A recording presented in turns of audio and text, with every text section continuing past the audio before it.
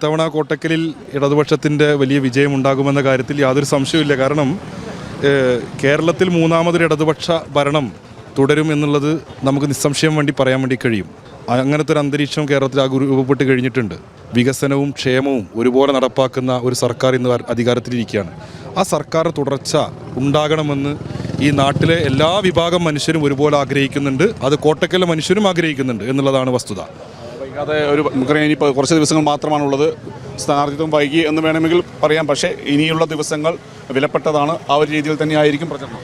സ്വാഭാവികമായി സ്ഥാനാർത്ഥിത്വത്തിലുണ്ടാകുന്ന ഈ വളരെ വേഗത്തിൽ വന്ന തെരഞ്ഞെടുപ്പും ഷോർട്ട് നോട്ടീസിലുള്ള തെരഞ്ഞെടുപ്പ് പ്രവർത്തനങ്ങളിലും തീർച്ചയായിട്ടും കേരളത്തിലാകമാനം അങ്ങനത്തെ ഒരു ബുദ്ധിമുട്ട് അനുഭവിച്ചിട്ടുണ്ട്. പക്ഷേ എന്നിരുന്നാൽ പോലും ഇവിടെ വളരെ വേഗത്തിലല്ലേ പ്രചരണം മുന്നോട്ട് പോകുന്നത്. ഇന്നത്തെ റോഡ് ഷോ നിങ്ങൾ നോക്ക്, എത്ര കണ്ട് മനുഷ്യർ ഈ റോഡ് ഷോയെ സ്വീകരിച്ചു, എത്ര കണ്ട് ആളുകൾ, വിദ്യാർത്ഥികൾ, യുവജനങ്ങൾ, ചെറിയ കുട്ടികൾ, സ്ത്രീകളുടെ വലിയ പങ്കാളിത്തമല്ലേ ഇന്നത്തെ റോഡ് ഷോയിൽ കണ്ടത്.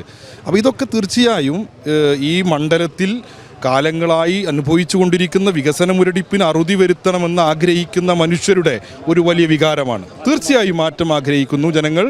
അത് നോക്കൂ നിങ്ങൾ, 10 വർഷമായി കേരളത്തിലുണ്ടായ ഒരു പൊതുവായ മുന്നേറ്റം ഈ മണ്ഡലത്തിൽ ഉണ്ടായി എന്നല്ലാതെ, പ്രത്യേകിച്ച് ഇപ്പോൾ എടയൂരിലെ കിഫ്ബി വഴിയുള്ള കുടിവെള്ള പദ്ധതി, നമ്മളുടെ ഈ മണ്ഡലത്തിലൂടെയുള്ള പ്രധാനപ്പെട്ട BMBC നിലവാരത്തിലുള്ള റോഡുകൾ, ഇതെല്ലാം സർക്കാർ കിഫ്ബി ഫണ്ട് ഉപയോഗിച്ച് സംസ്ഥാന സർക്കാർ നേരിട്ട് ഫണ്ട് അനുവദിച്ച പദ്ധതികളല്ലാതെ MLAയുടേതായി എന്തൊരു പദ്ധതിയാണ് ഈ മണ്ഡലത്തിനകത്ത് എടുത്തു പറയത്തക്ക പദ്ധതിയുള്ളത് എന്ന് നമ്മൾ കാണുകയല്ലേ. ഒരൊറ്റ ഉദാഹരണമായി പറഞ്ഞാൽ, ഈ മണ്ഡലത്തിൽ 15 വർഷത്തോളമായി നേരത്തെ സമദാനി ഒന്നും ചെയ്യാതെ അവസാനിപ്പിച്ചു പോയി.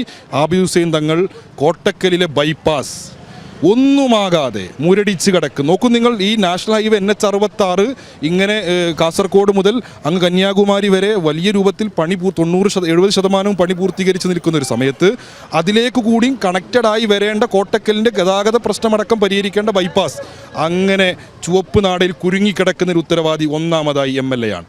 ആ MLAയെ ഈ ജനങ്ങൾക്ക് വേണ്ട.